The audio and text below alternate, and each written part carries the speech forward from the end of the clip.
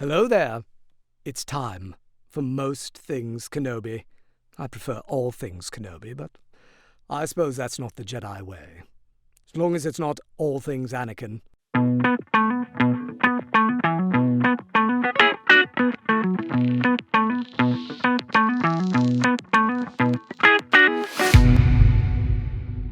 Hi everyone, welcome to another episode of Most Things Kenobi, a podcast about Obi-Wan Kenobi and all things Star Wars. I'm your host, Leanne. And I'm your host, Lauren. Oh, it's been a while. Yeah, hi. A whole week. Hello. How are you? It's nice to see you. It's nice to see you.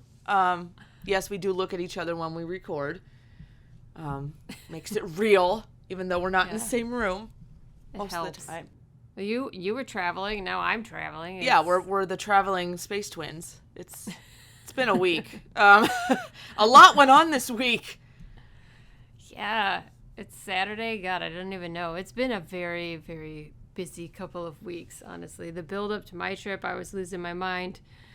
And that was while you were gone. Yeah, and then I got back from mine and Andor happened, which that's what this week's episode is about. We're going to give you our full rundown, opinion, thoughts, whatever, on the first 3 episodes of Andor. But before that, you mentioned today's Saturday. And I just want to say, in Star Wars news, it was announced today that James Earl Jones has retired from the voice of Darth Vader. Yeah, that is just... It's an end of an era. I'm so sad. No one else can do it. Like, there was someone else who did it on the radio dramas, and it just was not the same. The actor is very good, and he's a very prestigious actor who did it, but it's just not the same. He is the voice, and so just hats off, all the respect in the fucking world to James Earl Jones. You are the voice of my favorite character, so, well, one half of my favorite character.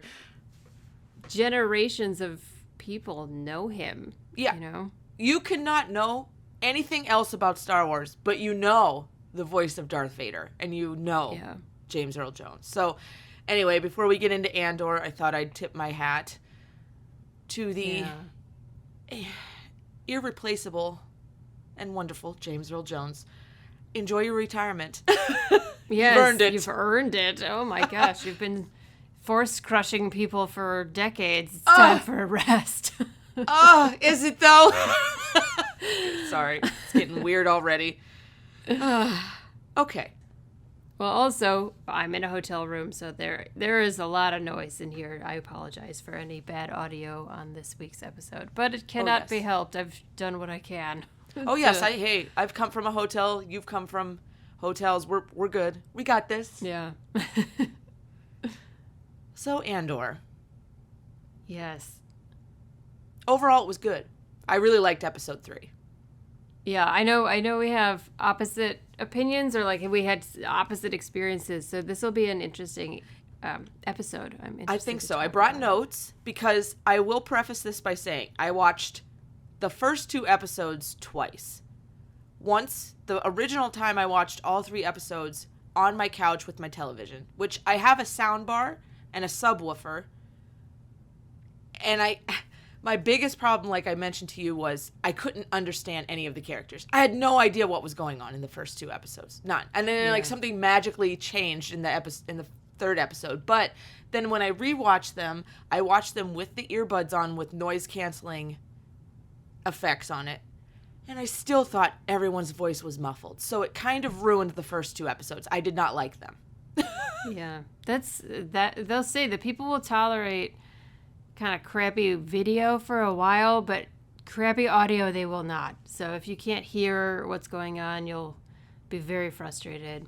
You did mention a good point, though, that they have very strong accents, and perhaps I was struggling with the accents, which I'll cop to. I don't know. They had very thick accents, a lot of the characters. There's a lot of like heavy Scottish and like northern English accents, and those are hard to understand on a good day sometimes. So especially if you're not used to listening to it all the time. I'm sure if you were like in Scotland, your ear would grow used to it, but So what'd you think overall? I didn't have that problem. I understood everything that everyone was saying, and Lucky. I'm sorry. It's okay. It blew me away. I don't know. I'm floored. I honestly think this is, dare I say this at our Star Wars podcast, like too good for Star Wars. Like it's a whole different, like everything about it is different. It is. Kind of script is different. The cinematography is different. Oh, it's beautiful. It is. First of all, it shows on-location filming looks so much better than the volume. As cool as the volume is, it just can't replicate real life. Nah. And it shows, like, in the dynamic editing and the camera movement, they are completely strapped by using the volume. It makes it harder for them to do cinematography. Mm-hmm. So I was like eating that shit up. It was so good. Yeah, I figured you'd have a more technical opinion. I thought episode 3 was just downright beautiful. So, the symbolism, I have it written down here. The symbolism in episode 3 with the lighting and the focus on the characters and just, you know, the overall feel, especially at the end, the story they were telling was gorgeous. It was top notch, and it sets the stage for everything that's going to follow, which I'm excited to see. I hope I can understand at least 35% of the next episode. It really ruined it for me because when you can't hear, I tune out completely. I was playing on my phone. I was like, what the fuck's going on? Like, why do I care? Like, that's the attitude I had in the first episode. I was like, this is not a good sign. This is not a good sign. Yeah. But there were many good signs. I'm not going to shit on it just because something's wrong with my fucking ears. But if it's a problem that continues, it's going to ruin it for me. Yeah, for sure. Understandably so. You might have to watch it with subtitles, and who wants to do that? Not me. But I will sacrifice watching it on my giant TV to put earbuds in if it helps. So maybe I'll watch it first with noise cancellation earbuds. Yeah. And then I don't know. We'll see. Yeah, I just watched it on my tiny little laptop, so I didn't have headphones in. I was going to put them on, but I didn't. So, yeah, I don't know. I don't know if it's like, well, I was going to say maybe it's the sound mix, but it's not if it was the same experience on your earbuds as it was on your sound bar. Yeah, because I felt like a lot of the music in the background and like the humming and the background noise was too loud or something. I don't know. I'm not going to harp on this. It's just, that was my experience. And the first two, I texted you. I was like, I don't know where this is going. And then like third episode was exactly what I had expected from this show. Yeah. So maybe it just was slow to me. But we said going into this, they have a lot of room, story building. They have a lot of free reign on how they handle these characters. They're all new for the most part. Yeah, there's a lot of good. What were some of your favorite moments? If you could. Oh my God. Honestly, just right from the beginning. Well, let's talk about the fucking logo. I was blown away by when they revealed... Like the horned moon slowly starts to appear. And then, like the symbol and the colors and the name and the music. I thought that was brilliant. I was like, okay, all right out of the gate. And then I couldn't hear anything. So I really loved it. I love that. I think I've heard a few people say they thought the first 2 episodes were slow, and I get it, but also I think it's funny that people think this is slow and not The Mandalorian. Oh no, The Mandalorian is slow. It's so slow, and those are, creators that I love, and they're brilliant, and I know they're building to something. Yeah. But the thing that I was, when I first watched the very opening scene, right, of Andor, I was like, oh, okay, I get it. Immediately, I was like, Blade Runner. Everything is an homage to Blade Runner. Even the woman who comes out and speaks to Cassian, like the music, the lighting, everything. And I love it. It's implying that dystopia, right? Yes. But then I was like, okay, so that's a really cool introduction. After I finished it, like the next day, I was thinking about it. I was like, that show hit the ground running. Like no other show in Star Wars has. Because that scene is tying to his past, and it's a fulcrum point that changes his future. How interesting you say fulcrum. Well, that was a very... That will come into play at some point, I'm sure. Yeah, so he's there looking for his sister, which is tied to all the flashbacks that we see. So they're using this point to go back to that and move forward. But in that moment, he makes a terrible mistake and kills two people he doesn't really mean to kill. Which then... I loved that killing scene. The fight, how they focused on his face and they came up from behind. And then there was a struggle. There was no music. Yeah. And there was a struggle. First of all, I constantly want to figure out how they make laser shots look so damn real when they don't exist. Like they were bouncing off the walls, because he was redirecting the arm and all this stuff. And I was like, damn, that looks really good. The lighting was amazing. And you could see the pain on Cassian's face. Like he didn't want to do this. Like, don't come any closer. Yeah. And then it happened.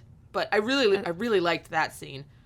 I did too, and I loved how when he realized he accidentally killed that guy, the look on his face was just like, oh, what have I done? But now he's in it, and he can't turn back, and he does what he has to do, but if it's like a point of no return, right, for the character. One mistake, you can never change your life again. Back to like what it was, very much like what happened with Ahsoka, with the Jedi who knew too much. Once we get to that point, there's no going back to what had been previous. And so, like, that's the moment that forces him to reach out to Luthen. Is that his name? I think Luthen Rail, something like that. Oh, the buyer? Yeah. Which puts him on a completely new trajectory. So I was just like, that scene creates a through line thread from his childhood all the way to the end of Rogue One in one scene. And I was like, fucking brilliant. Where have these writers been all my life? No, I totally agree. It's the story and the characters that we were promised and was delivered right off the bat. Yeah. The blue suits, the bad guys. Yeah. I fucking hate them. I hate them already, which is a testament to their character acting and the buildup of who they're supposed to be. And I hate Cyril is his name. The main, like the try too hard. Everybody is describing him as the manager that everybody hates. Yes, he's the guy who wants to rise and is a fucking flop and tries too hard. I hate him. But don't hate the actor, hate the character, right? Right. Anyone who knows, like, Cersei or Joffrey from Game of Thrones, never hate the actor and actress, hate the character, but their acting is perfection because they make you hate the character because they're doing it so well. The amount of face acting that's going on is tremendous. I love it. I just really hate them. I hate them already. And I didn't think I would hate anyone more than the Empire, but I might hate them just as much. Yeah, because, like, the Empire's giving them the room to kind of, like, do their dirty work for them. Yeah. And I think it's interesting because there was that scene where Cyril goes in and talks to his chief or whatever. Yeah. The older guy who tells them, like, don't make a big deal out of this because just it's going sweep it to under the reflect... And he says it's going to reflect badly on our employers. And so I have this idea that he's going to ignore his boss and do all this crazy shit. And at the end, his boss is going to still be right. And he, like, everything he'll have done and sacrificed and struggled so hard for, like, his employers will be like, why did you humiliate us like Yeah, this? yeah. You know? Look at all the people that were killed. Yeah. All the negative attention you have brought to this situation that should have been kept quiet. Because everything that guy was saying about how we had a brothel we're not supposed to have, officers there who shouldn't have been able to afford it. Like, Yeah. I just thought, who writes a scene like this in Star Wars? It's so good. It's so real. good. It is. It's the kind of shit that companies worry about. They would rather Yeah. lose 2 of their people than have all of this shit come to light and make them look bad. So just go ahead, Right. leave it alone. We'll make up a convenient excuse, the end. And the fucker didn't even do that. I mean, it's great for his character, but god damn, I was so furious. The parts I could hear. I'm just going to keep saying that. Because a lot of the times he was trying to tell those people at the computers to do stuff, and I was like, what did he just tell them? I can't. I'm struggling. But the other person. Oh, go ahead. No, you go ahead. The other person I hated was the boyfriend or the non-boyfriend of the girl. Tim. Carlo was his last. Tim Carlo? Is that his last name? Timm, Tim. Star Wars Tim. Star Wars Tim. Really, really was not sad he got killed. Fucking traitor. He paid a price for it. I mean, he didn't really understand what he was doing, I think. I think he did. I think he was a selfish prick. And he's like, I need to get rid of Andor to get her. Because he can't do it with his anything else. His unbelievable charm, which he didn't have. Like, he couldn't do it on his own, so he had to get rid of the common denominator. I mean, in terms of, like, that he didn't realize it was going to have a ripple effect. It wasn't going to just be Cassian. Like, something like that is going to turn into all the people who are connected to him. Which it did, like, his mother adoptive mother, whatever you want to call it. And I loved all of that. oh my God, Fiona Shaw is such a good actress. She is phenomenal. My God. So good. Oh my God. And to be like the younger version in the flashbacks and then the current version where she's kind of like frail. Oh, yeah, such with a the good same performance. droid, which I thought, I love the new droid. What, Emo? Oh my What's his God. name? B2 Emo? Yes. It's, Yeah. That's That's his right. fucking name. Emo. From the start. B2 Emo. It's so great. I love it. Oh my God. I loved that first scene where he comes up and Cassian is talking to him. And I loved that tenderness in that scene because Cassian's like, hold on a second. And like pulls I know. out a little I thing know. that's bothering the droid. And he's like, take your time going home. Like, just take your time. Don't worry about it. So It's- I got sad. It almost ruined it for me because you know how sensitive I am.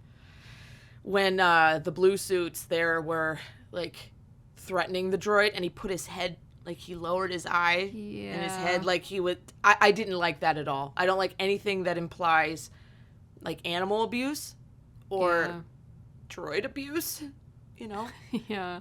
So I was like, if this continues, I'm turning it off. I'm turning my back on the show. But luckily, it was just a flash of a moment. They didn't go any further. I know my friend Derek is out there shaking his head going, girl, like, because he knows I can't watch, like, anything over 10 seconds of tender shit like that threatens. Anyway. Yeah.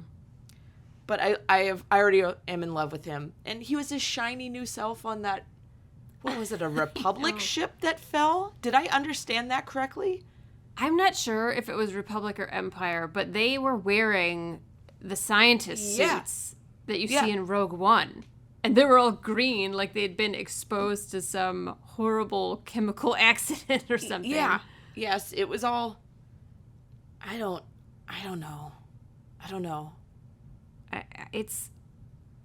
You can tell they know where they're going with this story. Yeah, they do. I don't, but they do. No, and they have all these different threads that if they don't tie them together, that would be a sign of bad writing for sure. But I suspected that they're going to tie all these pieces together somehow. Yes, and it would be wonderful. I think they know what they're doing. I mean, Yeah. many of the scenes, the shots, the lighting, it was all very deliberate. And Yeah. Yes. Even the very there is that moment in the first scene where he's at the bar, the brothel, looking for his sister. Cassian is standing against the background, the doorway that's all these blue triangles. And then the officers, the blue suits, whatever, are standing against a similar background that's all red. And Cassian's costume is actually red but looks blue in the light, and their costumes are blue and looks red in the light. They're like mirroring opposites. I just was like, the detail in that one decision, it makes me so happy. I didn't catch that, but that I will go back and look, because that you have the trained eye. I'm just the casual, like, I look for Easter eggs. I look for things like they mentioned calf for the first time ever in live action. Also, they said shit. They did, and they had a kissing scene, and I was pissed because I was like, okay, hear me out. I was like, we finally get something sexual in Star Wars, and it's this with these two, and it's not Kenobi taking his clothes off. Like, we couldn't have gotten Kenobi with his clothes. Like, I'm biased. It's true. But they didn't go too far with it, so it was like, okay, they pulled back. So if they want to show something like that with Cassian, I'd be okay with that too. Absolutely. 100%. Well, now there's a possibility in some of those flashbacks, I guess. But yeah. Oh, yeah. Yeah, I know. I had the same thought. I was like, is this a sex scene in Star Wars? What? I was like, okay, the only other shit we've ever gotten is, like, Padme and Anakin, like, making out or whatever, kissing, whatever. Yeah, Padme in her boudoir dress. I love the boudoir dress. It's so unrealistic. You can't sleep in shit like that. Anyway. Yeah. Well, maybe Padme can. She has her hair done at all times. She is the woman I will never be. But yeah, I was like, okay, how far is this going to go? And why is it being wasted on these two characters we know nothing about? I want it to be Kenobi. I know. Yeah. I don't know. It's just such an interesting, intricate connection. Like, even the small details of, like, his friend, who I only watched it once, so I didn't catch everybody's name. Me neither. I tried to write them down, but I didn't catch any of them, the friends. I liked them all. Yeah, the guy who is like a worker, you know, he meets him and they create this kind of story. Fake plan. Yeah, of like what happened between them. I loved when they showed the wall of gloves. The gloves. Let's talk about that. I come from northwestern Pennsylvania. So it's a very big railroad, train-centric area, coal mining. Mm-hmm. And I got such a strong feel of miners, railroad workers. Total blue collar. I have all the respect in the world because I came from a family of blue collar, hard workers. And so I think it will connect with a lot of people that they started the base with the regular people of the galaxy. We're not talking about Jedi. We're not talking about emperors or Darth anyone. We're talking about the common people in the galaxy where the rebellion actually fucking begins. And I did love how they took time to show that. Mm-hmm. And Cassian has these rapports with all of these individuals, and it seems like they go back, and he had to leave them all. Yeah. Which you see them in the third episode as he's going away. They all kind of look like everyone's losing a piece.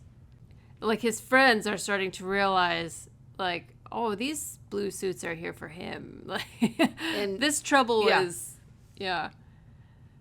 Also, so he's not from Fest. No, he's not. We've been deceived. I know. So surprise! It's called Canary? Is that what it was called? Canary? Canary? It made me wonder if it was, like, another mining reference. Like, canary in the coal mine. Oh, I didn't even put it together. I wondered if it was, like, a deliberate thing, but... Oh, shit. Dude, those kids. Like, the little tribal kids? It's like... The village kids? What the fuck is that book called? Lord of the Flies. Yes. They were saying that there was some sort of terrible accident that killed all the parents, everyone's dead. It's like, all the adults are dead. Are these, like, the kids that just got left and they kind of, like, raised each other and, like, grew up together? Well, I mean, they were in ranks, and they had large clothing on that looked like flight suits to me. Yes, I thought the same thing. Like for adults, that they were like wrapping around, and their pipes, their posts were actually pipes. If you look at them closely, they're like pieces that were like a nut and bolt, like threaded together. Yeah, I was just like, ingenious. Again, the thought of the detail, which they may never explain to us in obvious terms. And the giant mine, I do wonder if that is what killed them. That's why maybe Cassian's character lingered there with some anger. Yeah. Oh, man. That the mine killed them. Because, like, none of the kids would be working in the mine, so that would make sense that the parents or the older would be in the mine working while the kids stayed back in the village, and then something happened at the mine. I don't know. Yeah. Or maybe they were just taken from their children and the kids think they're dead, but really they're minors. Could be. That was a great shot. Yeah. Yeah, all of that was so well done. Where I don't really remember where episode 3 starts. Well, there is one thing that starts every day on that place. And that's the bell ringer.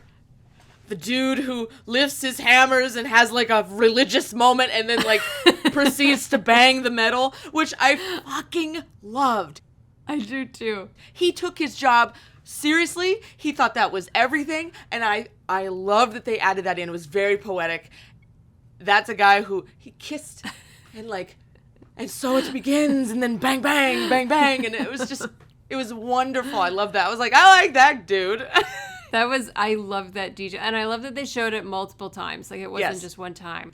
Which again is very much a call to like mining community where they would blow the steam whistle and that would be the changing of the shifts going through.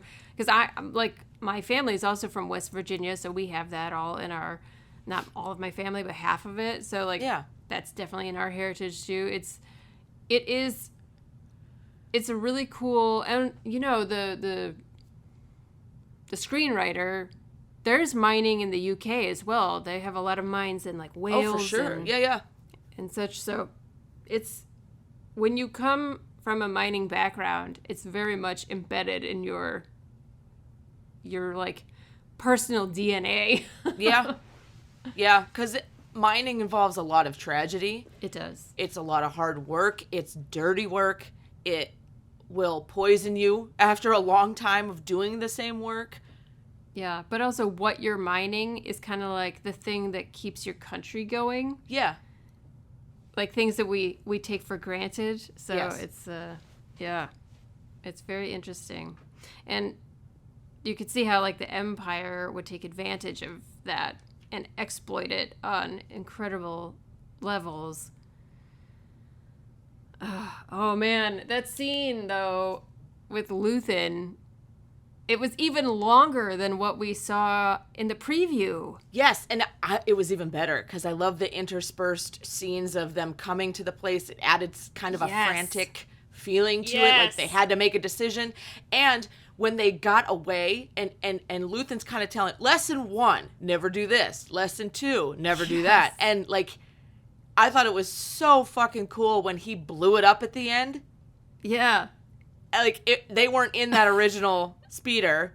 They were on a different one, or transport, and then they were on a speeder, and he just, like, click, boom, whatever, and that, like, that was it, you know?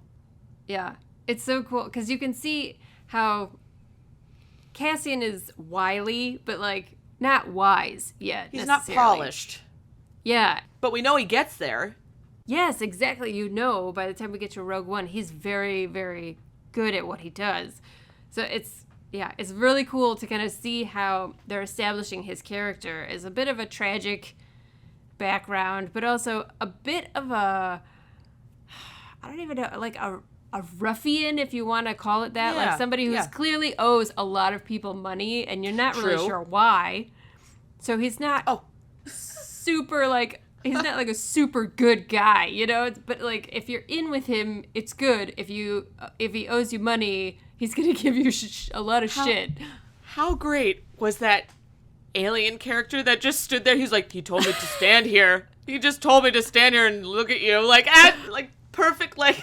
That was one of my favorite scenes. I loved that. Oh my God. The face was perfect, how tall he was, and his face is kind of angled in those eyes, and like, he just told me to stand here. Like, I love that. He's like, you're working with him now? You need work this badly? yeah, right. Do this? I thought that was so cute. I love it too when he's like, it was great to see you again, and just walks away. Yeah. And the guy's like, what? Yeah, exactly. I did what you said. Like, pay me now. Yeah. Oh, that was great. Yes, like the little details like that. I loved that. Another thing I really loved was when shit was about to go down, all of the citizens started banging on metal. Yes. I didn't understand, but I did at the same time. Like, I was like, what are they doing? Yeah. But then I didn't need to know. I just knew because they all started doing it. And it was kind of blended in with his stepmom's words of like, when it stops, then what? And then she gives like a look like, Oh my God, I got goosebumps. I loved that scene. I loved her performance of that because so good. She didn't even say anything because she was like, when it stops, and he's like, what happens when it stops? And she just goes, Yep. Sits back in her chair. Yep. Oh, it's so great. That was fantastic. And then it did stop, and it was funny because you started to not even notice it in the background, and then when it stopped, you're like, oh, shit. Yeah. It's just like slowly building your anxiety, and you don't even know why. Yeah. It was that's a brilliant touch. Yeah. I like communal things like that. Just the level of detail in this show. From those little details, but like they're not over explaining to you. They're letting they're respecting the audience's intelligence by just putting it there, and either you'll put it together or you won't, but it doesn't really matter if you don't. Right. It's just gonna like add to the tapestry, Yes. But then like when they're on the speeder bike speeding away and they're going over those like they're like rice paddies or like the different colored fields, which is very reminiscent of looking down at the United Kingdom when you fly over it. There are these weird shaped fields. They're not even necessarily square. Yeah. You see that in a lot of agricultural parts of the country here, even in the United States. I just, like, you didn't have to put that detail in. They could have just been driving down a dirt road. Like, I love it. I love the production design on this. It's so good. Well, the end of episode 3 was by far my favorite because of the focus and the weaving of Cassian leaving one part of his past with his stepmom, his now stepmom, leaving that behind, compared to him leaving her again. Well, he's leaving her this time. Yeah. Behind with everything he's known for this next step. And the sunlight on his face in the ship and his eyes, like I thought, like it was like, hope and light are connected so much in Star Wars, and you're looking ahead, there is light. You know what happens at the end of Rogue One with all of that light. Yes. That comes towards him and Jin on the beach. So it's like, God. This is the shit that I wanted from this show. Like, that scene alone, beautiful.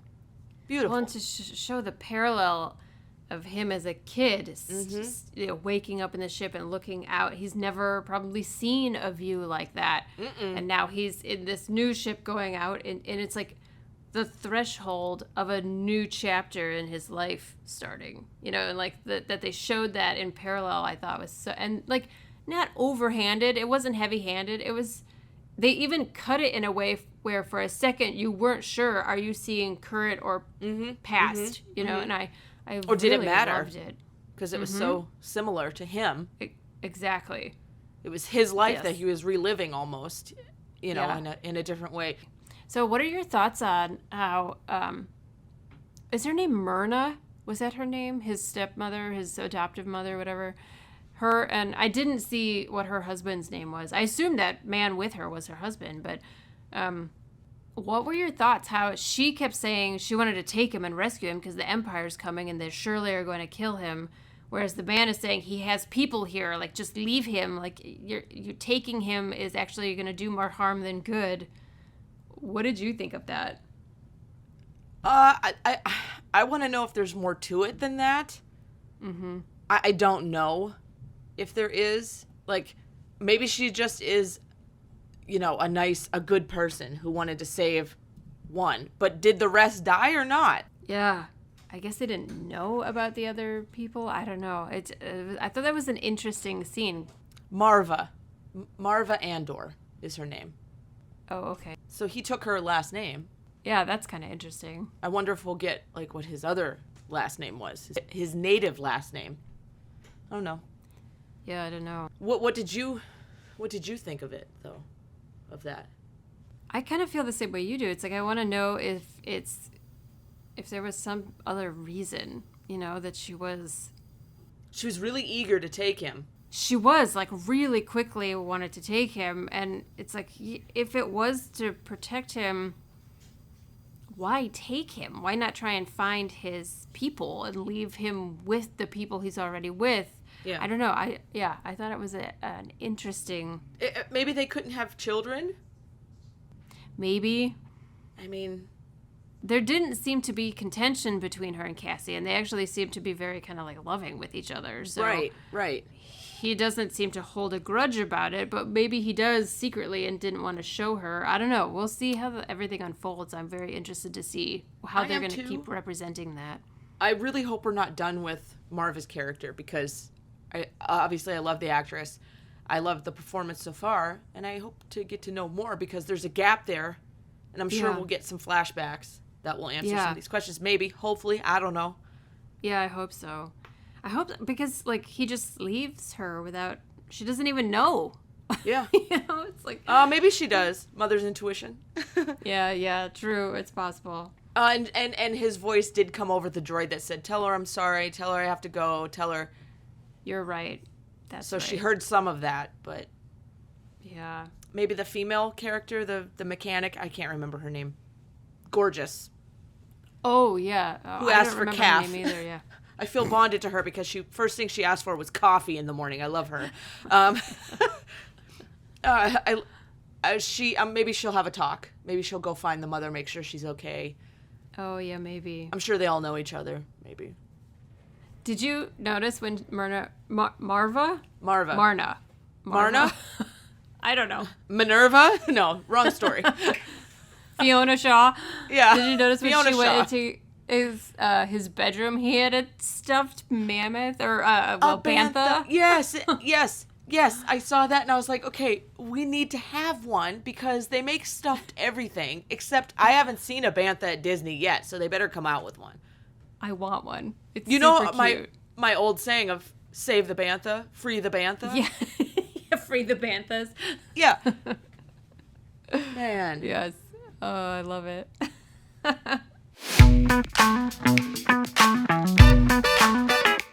All right, our question this week to you all is, of the 3 episodes, which one did you like the best? Or, conversely, if there was one scene that you loved in all 3 episodes, which one was your favorite scene? Let us know. Join us back here next week. We are going to dive back into some Obi-Wan stuff. We're going to discuss similarities and differences between Obi-Wan's relationship with Satine and Anakin's relationship with Padme. There's a lot to dive into there, so yeah, join us back next week. Very interesting stuff. So we got a couple of listener comments from our episode last week when we tried to pair Star Wars characters with what their real life jobs would be if they lived in the here and now. Ben, our friend Ben, sent this to us. He says, to answer your question, I think if Luke had our universe, he would be forced to be a cook in a restaurant that Uncle Owen is the owner of, that he keeps a very small staff count, so Luke would be a part of that, which I could totally see. Yeah, I could see that. Wait staff, perhaps the maitre d' in the Uncle Owen's restaurant. He would be a great server. He would be great, and he would hate every minute of it. Absolutely.